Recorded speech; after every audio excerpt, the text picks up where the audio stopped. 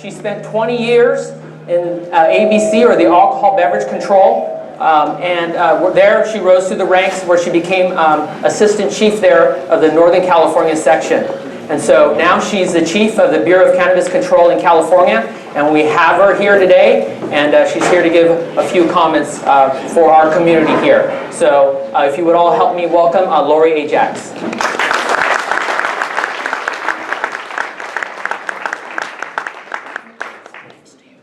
Thank you, Chief. I really appreciate it. Thank you for having me here tonight. I have never been to Port Hueneme, and I had to learn how to say that right, too. It's tough doing a Google search when you don't even know how to spell it, but what a pleasure it is to be here tonight. Yes, I've been in my position 3 years, and I wish I could tell you that it gets easier. It doesn't, and I'm sure the chief can say that too, along with all of the retailers here. But I'll tell you what, going out to the retail locations today was really just a pleasure. For me, it was nice to see regulation of cannabis working here in the city. And really just great, terrific places. I think I learned something at each one. And so I think you have a lot to be proud of in this city. And it makes us feel good, because in a lot of places it isn't as easy. There's still a lot of local jurisdictions that do not allow cannabis regulation, but I think this city has really shown that if it's done right, it really works well.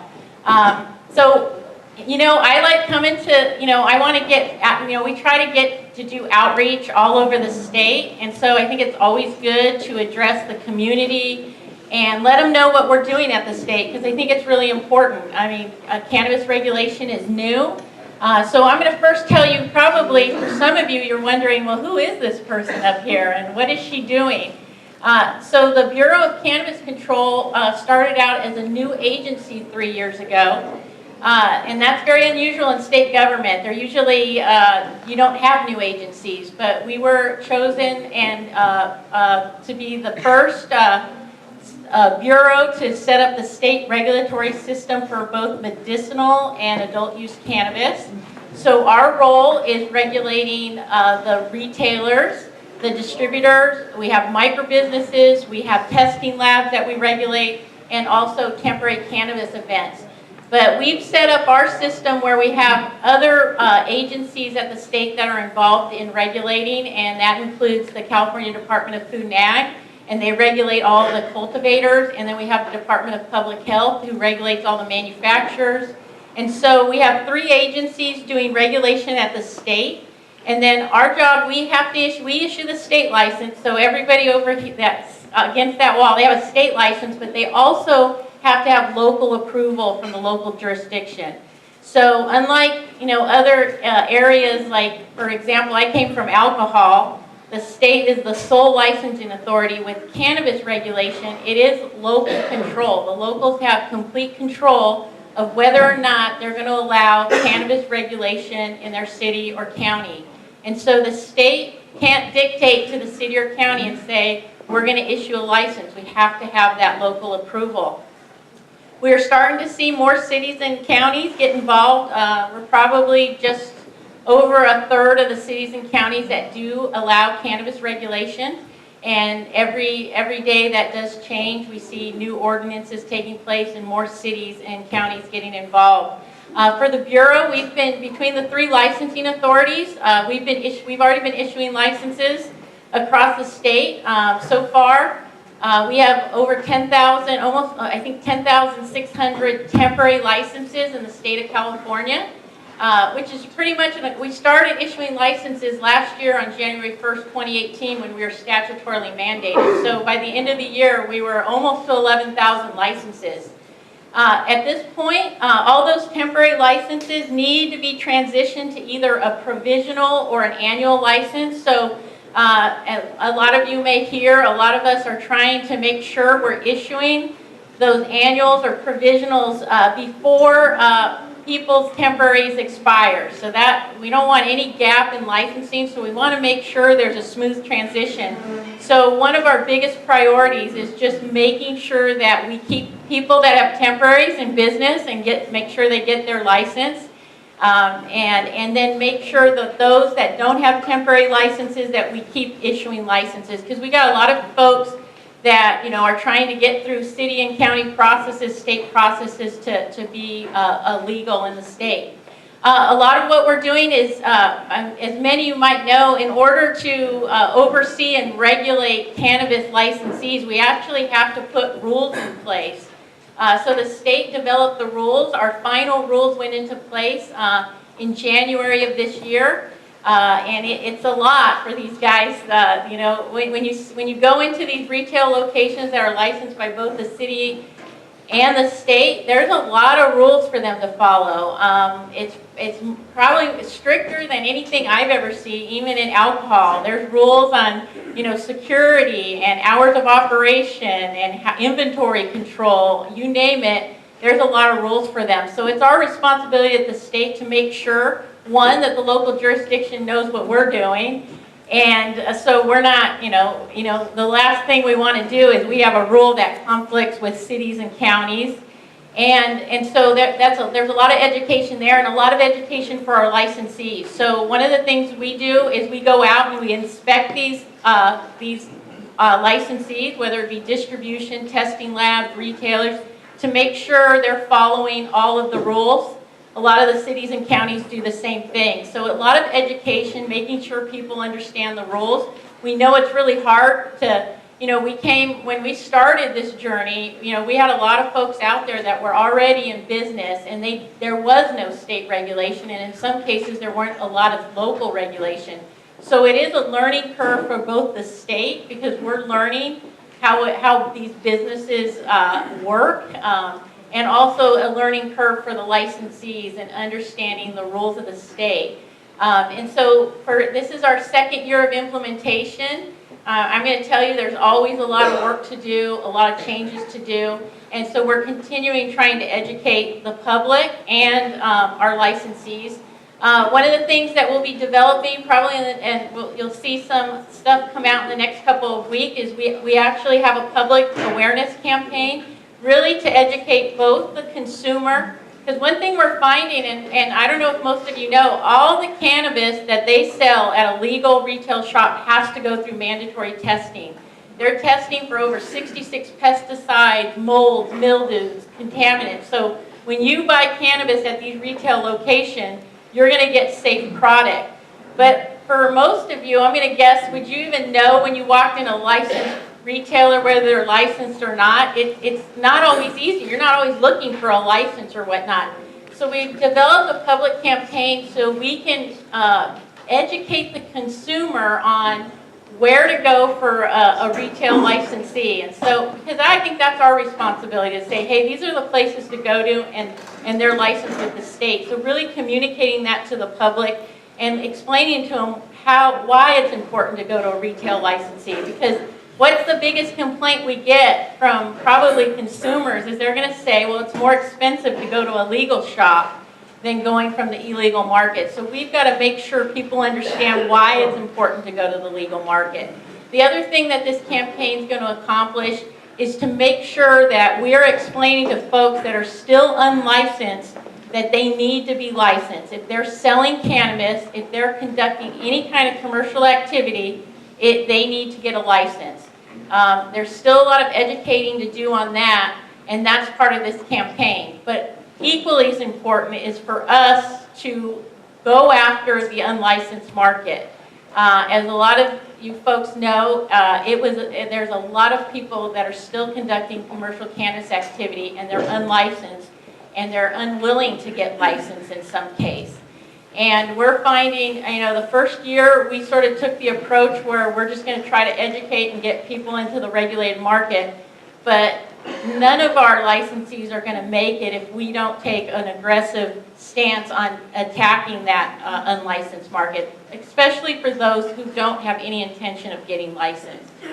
So that's a huge priority for the Bureau, to make sure we start making progress on that end, because the regulated market is not going to be successful if we can't protect them from the folks that are operating just across the way from them, and they're not paying those licensing fees or taxes or any of those things. So if you're not signed, if you're new to the bureau, we send out also. We have a listserv. We also are active on social media. We send a lot of information out, and there's a lot of information available on our website. We have fact sheets. We have how to get licensed. We have all sorts of videos. There's a lot of information out there. The best place to go is bcc.ca.gov. And you can see all of that information. If people have questions, I think, that's probably the toughest thing. So many of you probably have questions, and we're happy to answer them. We have an email address that we have folks that's all they do is answer questions. We want you to get good information. So we're available for licensees, for consumers, and we'll do our best to answer all your questions to make sure we get, and if we can't answer it, we're going to get you to the right place. Because I'm going to tell you, alcohol was very easy. In retrospect, I never thought alcohol was easy to regulate until I started regulating cannabis. It gets complicated sometimes, and I can only imagine as a consumer or even a licensee, it's like, wow, there's just a lot to know out there. And so we do our best to help you navigate this product.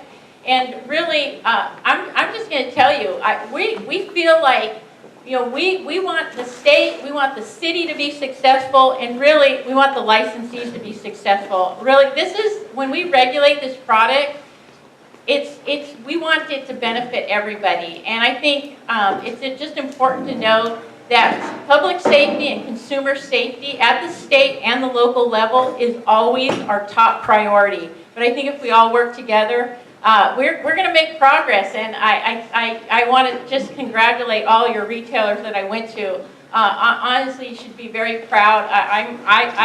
I'm so glad I made this trip, by the way, and you guys have been so welcoming. All of you have been very welcoming, and I thank you, Chief Salinas, for inviting me here tonight. So that is all I have. Thank you very much, everybody.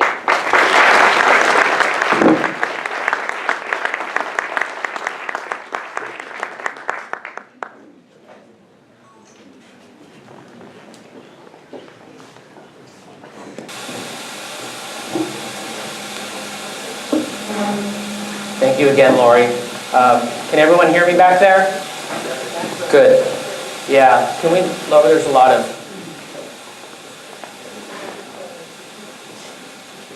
So, no, we need to raise it higher. How's that? That's fine. So, first, I'd like to thank everyone for coming. I don't know that I've ever had this many people come to hear me speak. I don't know if it's me or if it's a free food, but thank you regardless. The point of this presentation today is to keep our community informed as to what's happening with cannabis in the city of Port Hueneme. We've been doing this now for a complete year, and so we wanted to be as transparent as possible, ranging everything from sales figures all the way to what's happening in terms of environmental impacts, such as crime, traffic, and if it's impacting our schools. But before we get started, I wanted to thank some of our sponsors. I wanted to thank Skunk Masters, Hueneme Patient Collective, Wheelhouse, and From the Earth, who helped pay for some of this event this evening. Part of our keeping our community informed was we had every single one of our 7 licensed dispensaries come here today so that our community can meet the owners behind the scenes. That was very important to us. We want people to know that, hey, they're not hiding somewhere and they don't want to be a part of this community, because as you'll see in this presentation, they're very much a part of this community. So, okay, so let's get started. In terms of questions, the way this is going to work is I have about 45 minutes to talk, and then we can take your question and answers questions afterwards. I have a panel that's coming up here to help answer any of your questions that you may have this evening. We have David Garcia, who's a cannabis consultant and expert in the field of cannabis, as well as one of our community development director, Tony Stewart. So how do we get here? For us, it started back in 1996 with the Proposition 215, the Compassionate Use Act, and it has now come to a head here in 2019, as Lori explained, with the officially the medical and adult use Cannabis Regulation and Safety Act that came along with Proposition 64, which became official with the regulations coming online on January 19th. So these are the regulations that all of our dispensaries must follow. And if any of you have read that document, it's about 150 pages long. So it is very complicated. So the city started into the cannabis industry back in July 5th of 2017 when they approved the city ordinance to allow retail, non-storefront retail, cultivation, distribution, and delivery. They were in a financial situation which led them to reaching out to these dispensary owners to hopefully create enough revenue to get us back on track. And based on what you're going to see here this evening, it's done that, if not more. So right now, one of the big issues that the state is contending with are licensing issues. As you can see, they have an exorbitant amount of temporary licenses right now and very few permanent licenses that have been allocated. We've been fortunate that we actually have 2 of our businesses here that have permanent licenses. So what's our goal here in Port Hueneme, and what is it that we're doing? So we've decided to actually take the leadership position in Ventura County, ranging from the regulatory work and keeping our community informed, not just the people that live here, but the entire county. We want to create a model program, and in doing so, we've scrutinized all of our licenses and the application process, as well as received public input in regards to our CUP, as well as taken the leadership role in creating law enforcement initiatives and not just relying on the DCC to regulate cannabis in our community. So I'll be discussing several of those law enforcement initiatives that we've done here in Port Hueneme. And as you'll see, we also want to create a model community contributions program. Many of our dispensaries here have committed to 1% of gross sales donations to our community. And as you'll see by some of the things that we have done, that they have donated quite a bit of money.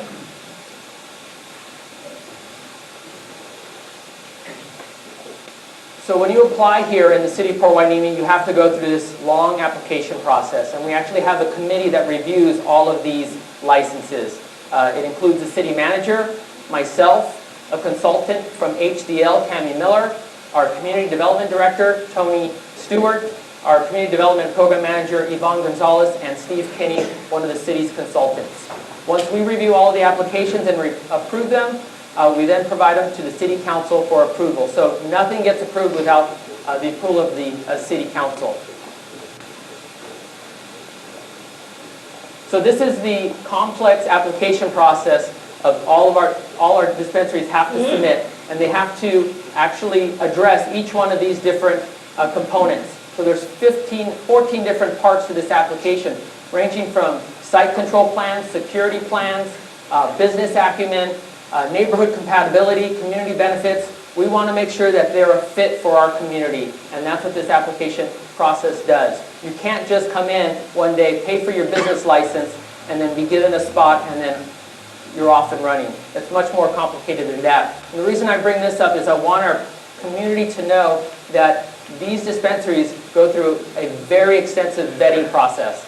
So they're experienced and they know exactly what they're doing, and they take this very, very seriously.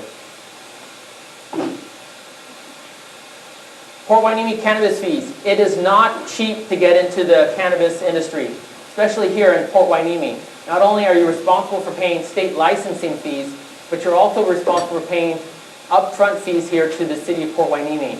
Upwards of $30,000 just to get started, which includes a $10,000 application deposit, ranging all the way to paying upwards of $400 for every live scan you do here in the city of Port Hueneme. So this is just to get started, besides your state licensing fees and federal taxes and state taxes you're paying on top of your retail sales once you get started. And one thing I should point out as well is, I know it may be difficult to see some of these slides in the back. We tested this morning and realized it's a pretty decent distance. So all of these slides will be available to anyone after the presentation. Provide me with you'll be able to email me. I'll give you my email address, and I will email you this entire presentation. So where are we now? We currently have 7 dispensaries that have been licensed and approved in the city of Port Hueneme.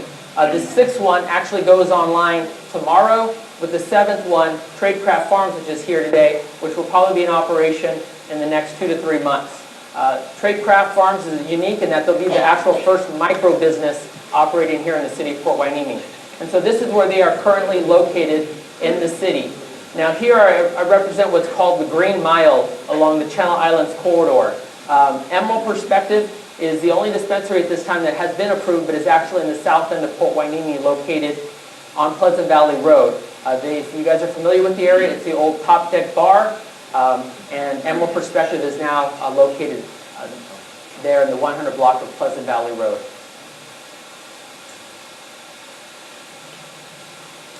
So people wonder why we call this the Green Mile.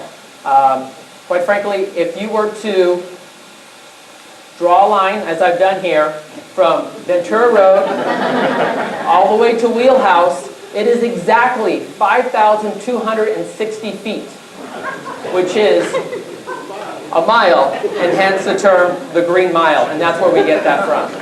So we'll be talking a great deal about this specific area during this presentation.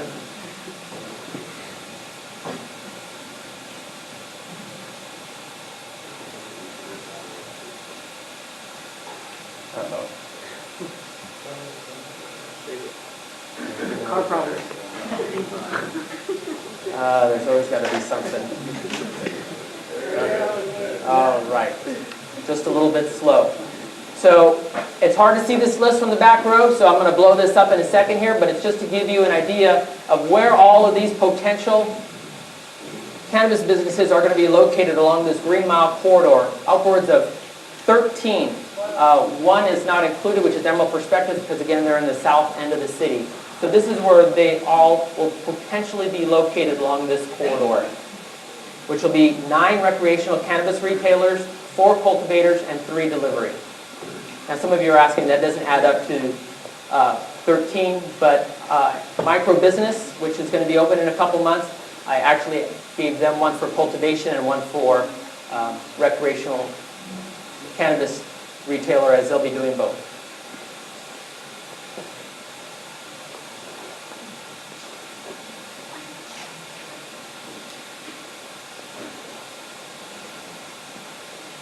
Right. Can I use you there?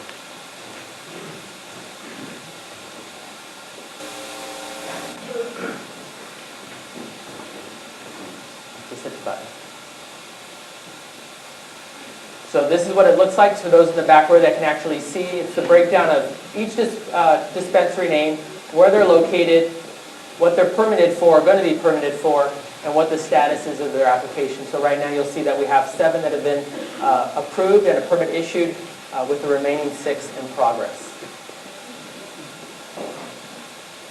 This is what it looks like in the entire city. So if we were to take all the applications thus far that have been submitted in the city of Port Hueneme, this is what it looks like on a map, with a majority down in the north end along the Green Mile corridor, and a few down in the south end. These down here are in an industrial zone, so they'll only be allowed to either manufacture or cultivate. Okay, so throughout this presentation, I'm going to be presenting some myth busters. For instance, dispensaries are a hotbed for criminal activity. The answer to that is no, it is not.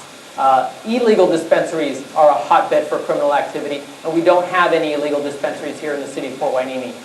We only have our 7 licensed dispensaries. We did have one pop up about a year ago, and it didn't take us very long to find out, and they were cited and arrested, and they never came back, and since then we haven't had any additional illegal dispensaries pop up here in the city of Port Hueneme. So when people think of cannabis dispensaries, this is what people commonly think of. These 2 locations here out on Venice Boardwalk, as well as this dispensary here in Las Vegas. This is what it looks like. That's not what it looks like here in the city of Port Hueneme. It looks like this. This is an example of what an exterior of one of our businesses looks like. That's an example of what are the interiors of one of our cannabis businesses looks like. Again, another exterior picture, and one more to show you. That's what an interior of one of our dispensaries looks like. It doesn't look like this seedy smoke shop that people may have a preconceived notion when it comes to these types of businesses. It is not. They're very welcoming, they're open, they're bright, and they want to be somewhere where a customer wants to come back and return.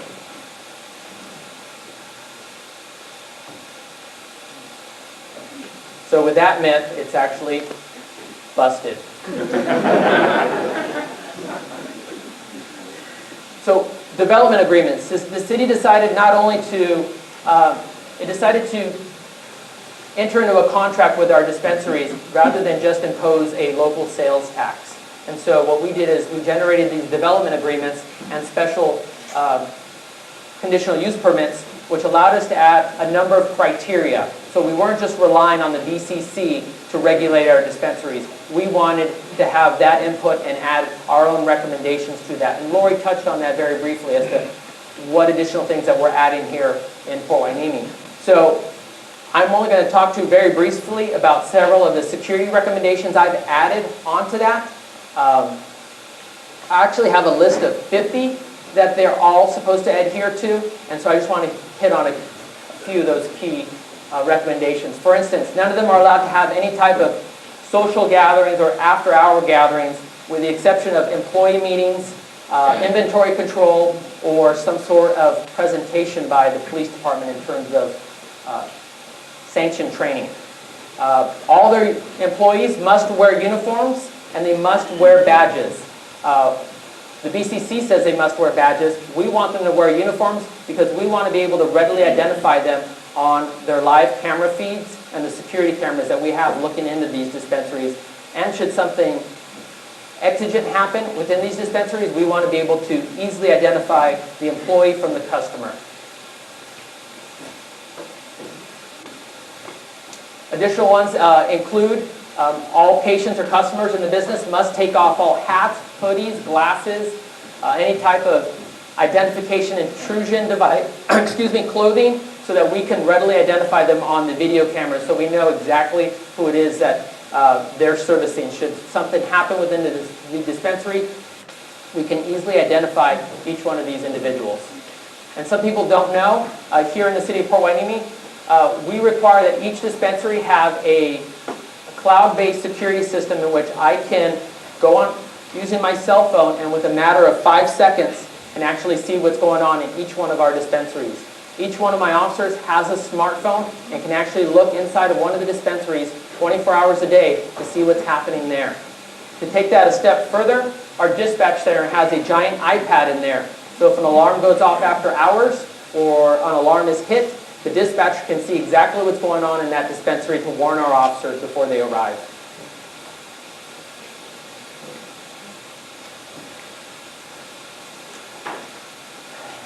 People talk about odors coming out of these dispensaries. So if an odor is emanating from the dispensary at any time and we receive a complaint, they have less than 24 hours to remedy the situation.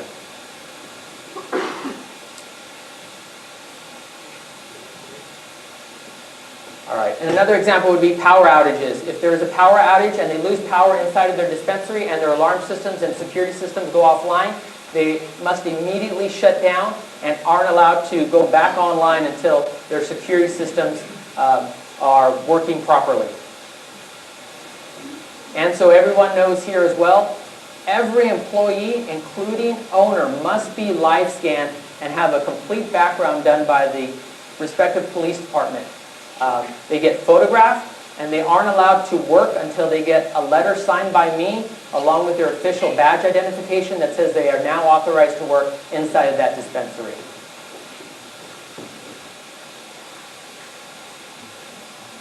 And this is what I talked about here in terms of what other occupation requires you to go through this type of background to work at that place of employment. You sure aren't getting this at McDonald's or any other location. So the people that are behind the counter are people that have been vetted very thoroughly, not only by the dispensary hiring them, but by the police department. And I'll tell you what, when they have to pay $400 every time someone comes in to get live scanned, that dispensary is doing a very good job of vetting their employees, because after the first couple of times of just sending whomever inside and having to pay that $400 to get an immediate rejection, they quickly found out that they better have a pretty good interview process in place. So we've done over 150 live scans thus far in the 1 year that we've been doing this at $400 each, which is a revenue to the city of $61,500 this far, which is paying for my civilian position in our records division. We talked about backgrounds. I'm going to quickly go over this. So as a police chief, I can disqualify potential applicants due to their criminal background, such as having violent or serious felony convictions, convictions of moral turpitude, as well as I can take into consideration a number of other items, such as the nature and severity of the offense, as well as their criminal history as a whole. So they may not have immediate disqualifiers, but if they've been arrested several times over the past year, that grants me the authority to disqualify the candidate. So I talked about mandatory identification cards that each one of these dispensaries must wear and have issued to each one of their employees. These are the badges or identification cards that the police department issues. The reason why we issue the badges as opposed to the dispensary, it prevents the dispensaries from illegally duplicating them. Because it would be very easy for them to say that employee works there and our department not know about it, as long as they were wearing a duplicated badge. In this case, we issue them. They all come with specific numbers, a first name and last name initial, and what their position is with that dispensary. And they are not allowed to be working in that dispensary unless they have that around their neck at all times. So myth buster number 2. People have this preconceived notion is that that's what the employees look like inside of these dispensaries. You know, these pothead looking individuals with the long dreadlocks, and that could be any further from the case. So in pictures that I just took yesterday, or the day before, this is what the employees look like. They're clean-cut individuals. They have a background in cannabis. They know what they're talking about. They have uniforms on, as you can tell. They have their badges on. And again, these dispensaries are trying to sell a brand. They want people to come back. So they definitely vet their employees, so they are producing a high-quality product, and they're able to sell their brand so they get that returning customer. When you have so many dispensaries in one area, you have to sell your product and get them to want to come back over and over again. And this is one way that they do it. And this one is busted. Thank you. So one of the requirements that the city had when they approved the applications for our local dispensaries is that they had to attempt to hire people from the city of Port Hueneme. And so here's a breakdown of all the different locations that our dispensary employees live at. So I broke it down between Port Hueneme, Oxnard, Ventura, Camarillo, and other. Here are our 6 dispensaries. Wheelhouse is included even though they open up tomorrow because they've already got all 16 of their employees live scanned. And so this is what it looks like if you highlight Port Hueneme. Of the 114 employees, 20 of them come from the city of Port Hueneme, with the majority of the employees coming from the city of Oxnard. So thus far, our cannabis employees, for cannabis businesses, actually have created 114 jobs. So let's talk about why a lot of you are here. They want to hear how cannabis is doing in Port Hueneme. So our first business opened up late January 30th of last year, so we consider that February of 2018. For that complete, almost a year now, we've had 4 dispensaries online. And through the calendar year of 2018, those 4 dispensaries have generated over $11 million and peaked in December of 2018 during the holiday season, bringing in $2.16 million, so $2,160,000 for 1 month. That translates into $11 million for all of 2018. So here we're going to show is that's what the revenue was when we had one dispensary online, or two dispensaries. This is what it looked like when we had three dispensaries online, and then when the fourth came online, you can see how we went up. So what does this look like? For 2018, $11.3 million. 2019, we're forecasting $25 million, and in 2020, $35 million in gross annual revenue to this. What does that translate into 5% city revenue? That's $500,000 thus far in 2018, $1.25 million in 2019, and $1.75 million by 2020, for a cumulative total of $3.5 million for the first 3 years. And that's only taking into consideration the 4 dispensaries that are currently online. And we're going to have 7 online here total in the next couple of months. We don't know where that cap is right now in terms of where things are going to settle, but right now it's still on an upward trajectory. So these are very conservative numbers. People want to know how many customers per day are coming to these dispensaries. So this gives a breakdown of how many customers are coming per day and how many actually visit every month here in the city of Port Hueneme, because that invariably has some sort of traffic impact or environmental impact here. Right now, we are averaging 1,150 customers a day that come to the city of Port Hueneme to purchase cannabis. That equates to 35,000 people that come into the city of Port Hueneme each month to purchase cannabis and visit one of our 4 dispensaries, because these figures only account for 4 dispensaries. That's how it's broken down. It averages out to about $65 to $75 per transaction, with the ages ranging between 21 years, obviously, all the way upwards of 90 years old. Although there is one person on the books that is 95 years old that has come to purchase cannabis here in Hueneme. So where are the customers coming from? This is a breakdown of where all our customers are coming from into the city of Port Hueneme. Only 10% of our customers actually live and reside in the city of Port Hueneme, with 42% coming from the city of Oxnard. The way we're able to exist with so many dispensaries is they're not coming from Port Hueneme, they're coming from the neighboring cities, which include Ventura, Camarillo, and Oxnard. The other that you see down there below are out-of-county people and people that are out-of-state. 13% of our customers come from out-of-state, and with 1.5% coming from Arizona, and they're on down. This was particularly noticeable during November and the December months, during the holiday seasons when people were coming to visit from out of state where cannabis was not allowed or sold.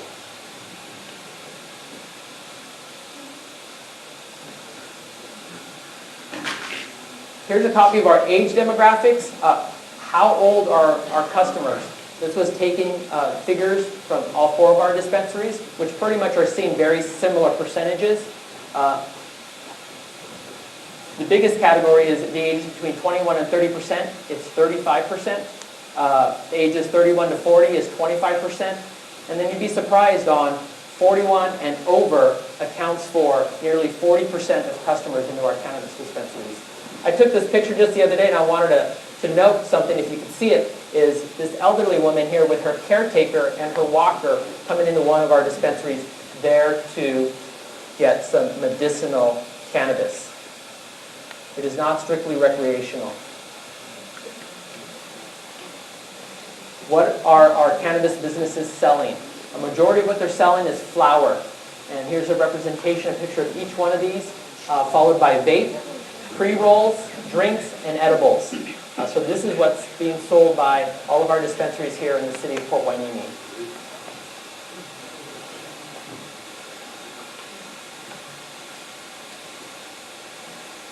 Well, I jumped ahead there. But this gives a breakdown of a majority of the cities selling cannabis here in the state of California and what their tax rates are and where Port Hueneme falls in that tax rate. We're actually very low as compared to some of the other cities, such as Palm Springs and Long Beach.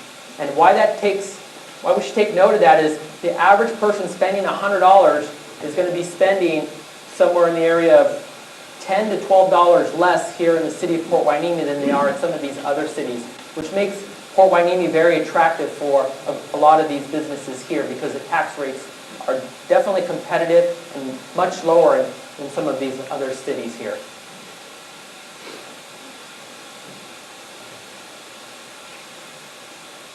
So one of the biggest complaints I got from our dispensaries that came online here in Port Hueneme is the illegal deliveries. And so we wanted to do something about that, and as well as the state taxes that they were having to deal with.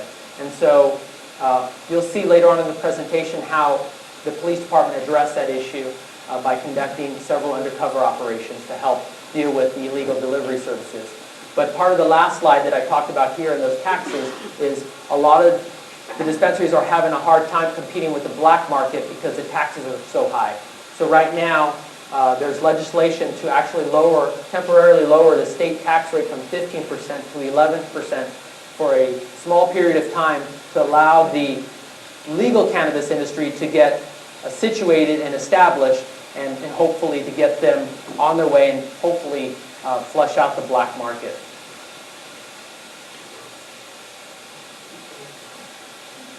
Community benefits.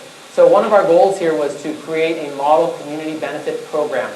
As we've talked to a great deal of our dispensaries already about donating 1% of total gross sales to community organizations and nonprofits within the city of Port Hueneme. Many of you have recently seen an article that came out actually nationwide, actually worldwide, when the Port Hueneme dispensaries came together to purchase 100 beds for our West County Regional Homeless Shelter by donating $25,000. This was the total amount of donations they made in 2018, which totaled $44,000.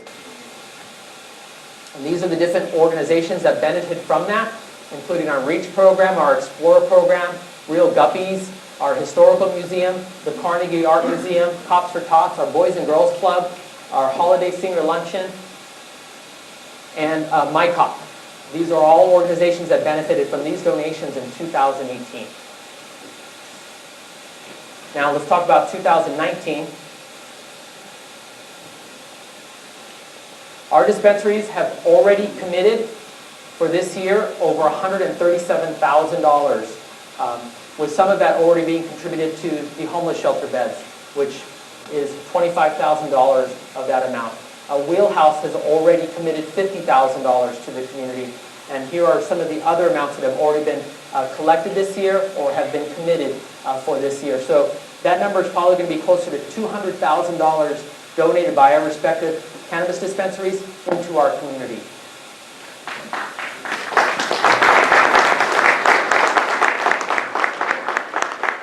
So while we talk a great deal about the 5% gross revenue that the city is seeing, this is kind of what is seen behind the scenes and a lot of people don't actually get to see. And so nearly $200,000 we're hoping by the end of this year. Homeless shelter beds. Oh, and it jumped ahead on me.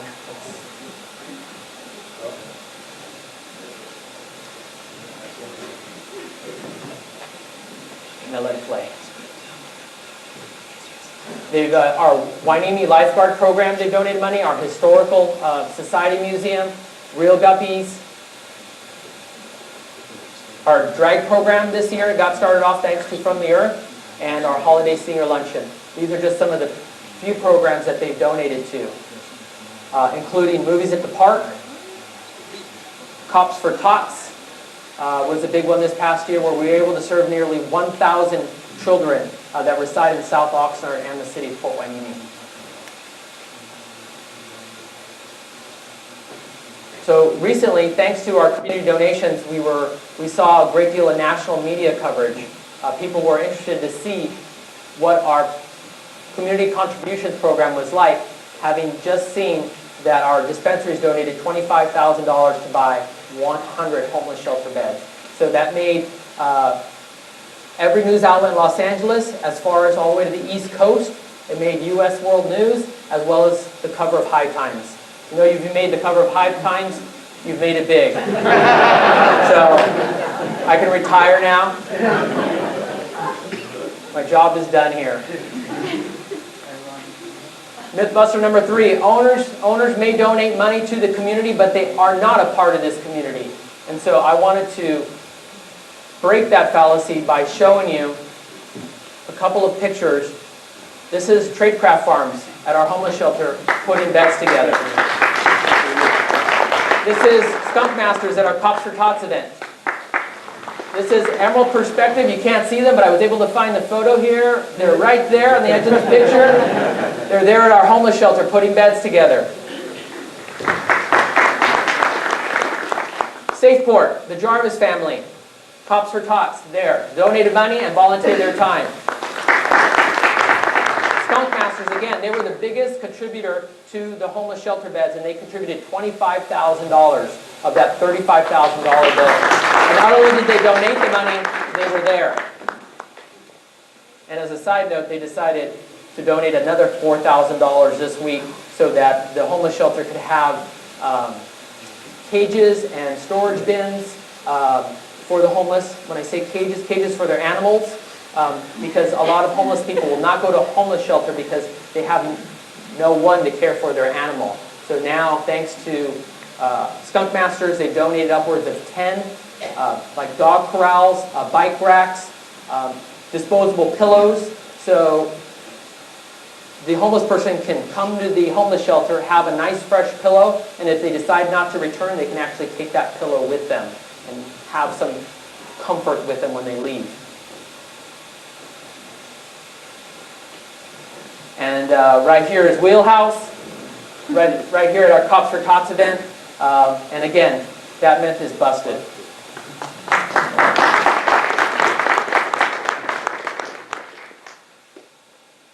So let's talk about the economic impact here in the city of Port Hueneme. What has this done for us? Well, it's generated $500,000 in 2018 in terms of cannabis tax, $44,000 in community contributions, and 114 jobs, with most of our dispensaries paying in the area of $15 to $20 an hour, which translates into $38,000 a year for a full-time employee working in these cannabis dispensaries. So that is the slide I created to show the economic impact that our dispensaries are having here in our community. So environmental concerns. So let's talk about traffic.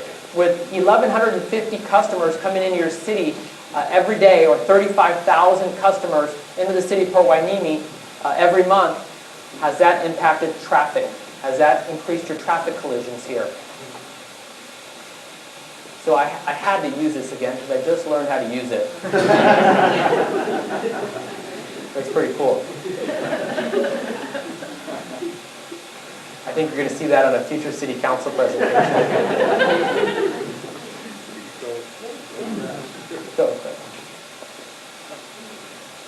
So here's the breakdown. I wanted to compare previous years because I couldn't just show you how many traffic collisions that we've had in Port Hueneme if we didn't have something to compare it to. And so we specifically went on to SWITRS, which is a CHP state database which tracks all traffic collisions, so people would know that this stuff wasn't just made up. Anyone can retrieve this information. And so we specifically put in the Channel Islands corridor, the Green Mile between Ventura and Victoria Avenue. And so as you can see, as compared to 2016, traffic collisions have actually reduced along this specific corridor. So they have not increased as a result of the additional traffic into our city. Let's talk about crime. So I decided just to go on crimemapping.com, just like anyone else here could, and pull this information down. This is just the last week in the city of Port Hueneme. But if you put up the Green Mile there, there's no crime. And there's no reportable crime in that area, and I can attribute that to a few things. One, the security that they have, the armed guards, the video cameras. Nobody wants to be in that area. Nobody wants to loiter and solicit in that area, and so that's what that's translated to, and that's just this last week. Let's see what it looks like the last 6 months. The last 6 months, between September 19th to March 19th, the city has had 4 robberies during that 6-month period. None of them are in and around our dispensaries. So I decided to take it a step further, and I pulled up all weapons violations in the area, which could include somebody who's possessing a weapon or somebody who has actually committed an assault with a weapon. And that's what that picture looks like. This is the Port Hueneme border right here, and it ends across here. So I just wanted to kind of give you a complete picture, adding the city of Oxnard as well along the right. And this is what it looks like for the entire year of 2018. These three knives that you see right here on the map are occurring at the corner of Channel Islands and Ventura Road. Those are directly attributable to our transient population and the 99-cent store that we have located there. They are not attributed to our local cannabis dispensaries. The two masks that you see here are robberies. One happened at the USA gas station at 11 o'clock at night, with this robbery occurring in the neighborhood off behind the dispensaries also at 11 o'clock at night. So over the past year, this is the complete year of 2018, we've had no issues with violent crime whatsoever in and around our dispensaries. And anyone can go online on crimemapping.com and pull up this information. Let's talk about school impacts. How has this affected our schools? In the city of Port Hueneme, we have 4 elementary schools. We also have Edo Green Junior High that is in the Oxnard jurisdiction but serves the population of Port Hueneme along with Hueneme High School. So you have the 4 smaller elementary schools here, the medium school, which is the junior high, and the larger school here, which is Hueneme High School. So I reached out to our superintendent, Christine Walker, to give me some insight as to what's happening in the schools. I also reached out to the SRO sergeant in Oxnard to give me some sort of perspective as to what's been occurring in the schools over the last year. So this is verbatim. Overall, there has been no increase at the elementary schools, although we did just have our first incident, at least in the last 5 years, of possession at Hollywood Beach School, which is a school located way off over here in the distance. There have not been any incidents at the full elementary schools in Hueneme. So I decided to, again, reach out to our SRO sergeant, who told me that by far, vaping in the high schools has been on the increase. It is the largest increase that they've seen in quite some time, but that can't be solely attributed to Oxnard or Hueneme or the dispensaries. It's actually a national trend that is occurring right now. So the reason why these vaping wax pens are very popular in the junior highs, and this is verbatim from one of our junior high principals, is the following. We are seeing a drastic increase in vaping using the cartridges that hold the marijuana oil. Since they break into 3 pieces, the battery, the cartridge, and the charger, students will break them into pieces and farm them out so no one has the entire unit. They change hands each period, so it's extremely difficult and highly time-consuming to trace down the source. And so it's very easy, especially in the junior high level, for them to hide these. Students report that they vape in the bathroom stalls and the PE locker rooms. They are also able to do so in class easily because they can have the vape in their sleeve and inhale, then exhale the vape back into their shirt or hoodie where it dissipates without being seen or smelled. So that's what the junior highs are dealing with, and some of the high schools are dealing with right now. And as I mentioned earlier, it is a nationwide, we'll call it, epidemic right now that the high schools are facing in terms of vaping in the local high schools, and it's not directly attributed just to our community. So I want to talk briefly about some of our law enforcement initiatives and some of the things that we're doing here. As I mentioned earlier, as soon as our dispensaries became online, one of the biggest complaints was the illegal delivery services operating in Oxnard as well as Port Hueneme. So what I did is, thanks to some information I received from one of our local dispensaries, I went on Weed Maps and LeafFly and obtained a list of every single business that was operating in our 2 cities, and I sent them a letter to cease and desist. I then warned them that we were going to be conducting an undercover operation in our city and that they would be arrested and all their product would be seized. So I followed up on that promise. Let's go back one. I actually followed up on that promise, and in July of 2018, our narcotics task force went out and attempted to make 7 buys, and we were able to have 5 deliveries made to the city of Port Hueneme. where these people were immediately contacted, identified, and cited, and all their products seized for operating an illegal delivery service within our city limits. So in terms of county-wide enforcement, in terms of illegal cultivation, this was an illegal grow in Oxnard, I believe it was in Oxnard, that our major crimes unit that works, which is a county-wide task force that operates in the county, took down over 3,200 plants in an indoor cultivation grow. They also seized 2 shotguns, 6 handguns, and 9 high-capacity magazines. And this is a picture of what that looked like here. And so we are actively out there looking for illegal dispensaries as well as cultivation grows, and obviously delivery services.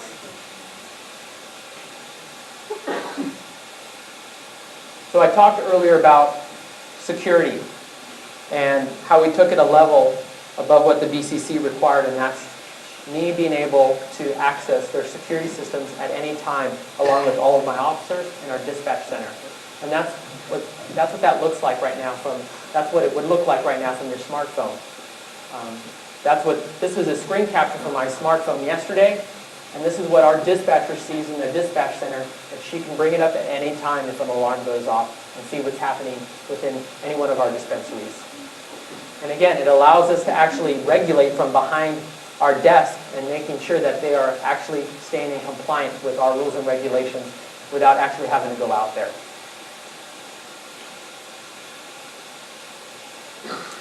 We provide dispensary training to all of our dispensaries, free of charge. This is Sergeant Starna giving HPC some training before the start of their business day, and he gives training on how to detect false identification, how to deal with impaired customers, as well as what to do during critical incidents should you be robbed or something happen within your dispensary, and how to report that information as quickly as possible.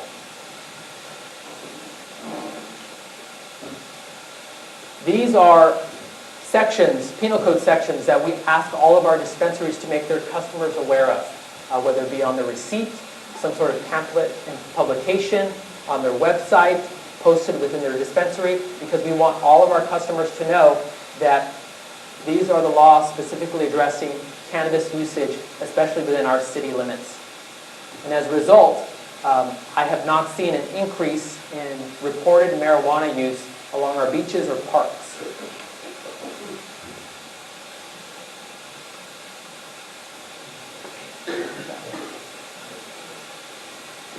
Can you go back one?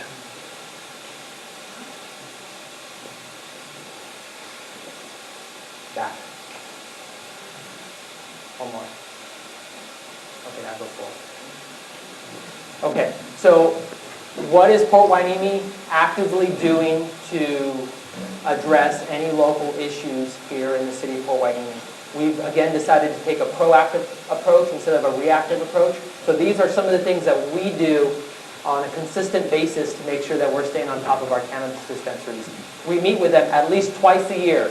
We met with them in September, and we just met with them again today before this meeting.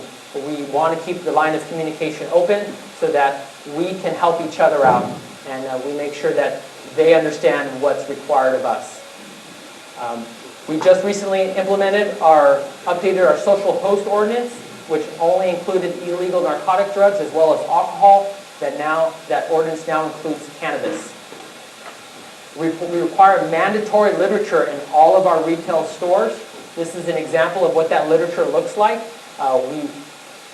We worked on some literature with the Office of Traffic Safety as well as Ventura County Behavioral Health, and we came up with this version in English and in Spanish, and each one of our dispensaries is required to have this readily available for all of their customers. There are no automatic renewal of permits here in the city of Port Hueneme. Every year, each dispensary goes through an audit and inspection that they pay for. We restrict hours of operation.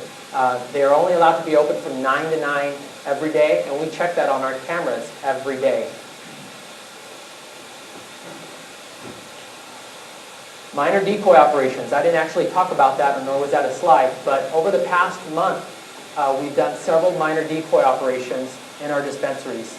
On January 4th, I sent each one of our dispensaries a letter warning them that I would be conducting a minor decoy operation over the next 6 months to make sure that they were not selling to minors, or were they allowing them into their dispensary.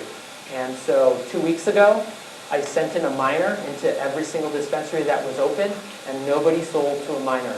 They didn't get past the actual, either the security guard or the receptionist, and so they are not allowing minors into their dispensaries. I also wanted to test their software systems to make sure that they weren't selling in excess of the daily limit, which is 1 ounce of cannabis each day.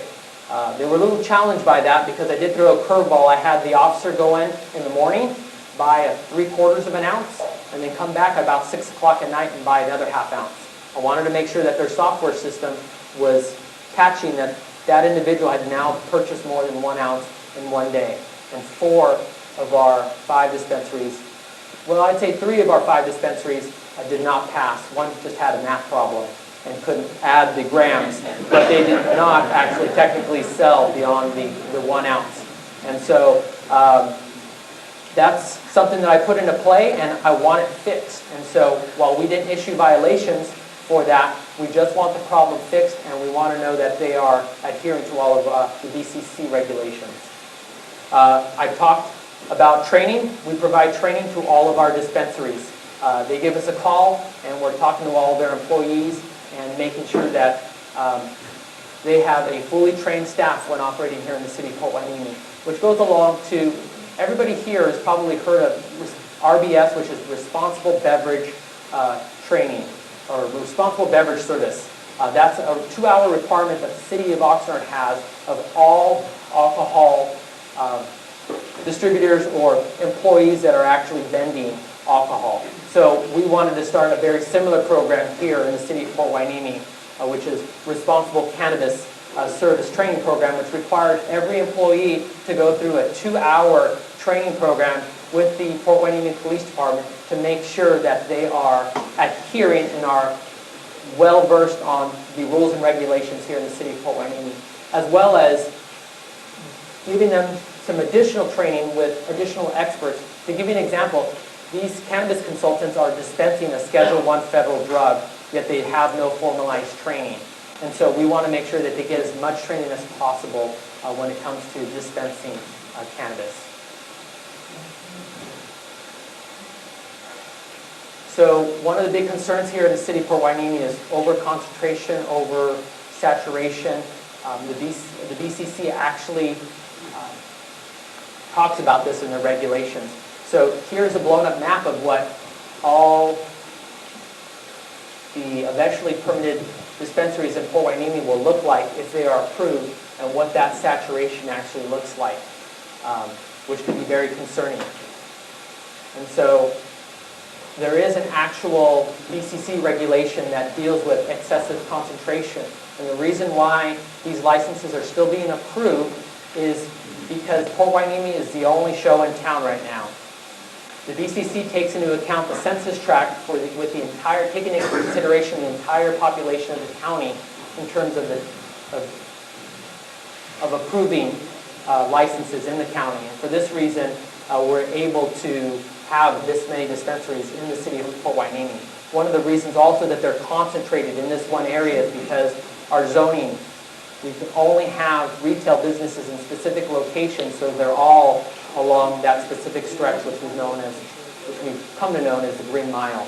So there will become a point where the state decides, you know what, you have too many dispensaries in your city or too many dispensaries along this stretch of roadway, and will stop approving licenses, whether the city of Port Hueneme does it or not.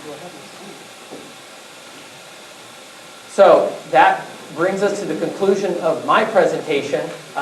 If anybody wants a copy of this presentation, all you have to do is email me at asalinas@cityofporthueneme.org. You can find us at any one of these social platforms. There's my number, that's my direct desk line, and we'll get you a copy of that presentation. What I'd like to do now, before I get any further questions from the audience, is have Tony Stewart and David Garcia come on up here so they can help me answer any of the questions you may have. And in doing so, what I'd like to actually is read quickly about these two individuals. David Garcia, who's coming up, is co-owner of the Roots Dispensary and president of DA Management Group and has over a decade of knowledge and experience in the cannabis industry. He is a cannabis specialist that can identify any type of strain, the origin, how it's cultivated, cured, processed, and its benefits. Mr. Garcia was actually born in Ventura County. Yes, sir. I was wondering, this money that has been allocated, what has been allocated to your department for the training of officers, testing cannabis UUI, and equipment purchase for monitors for staff? That's a very good question. So I came before the City Council in December of 2017, and I requested a couple of officers and a civilian to address the cannabis businesses that were going to be growing in our city beginning of 2018.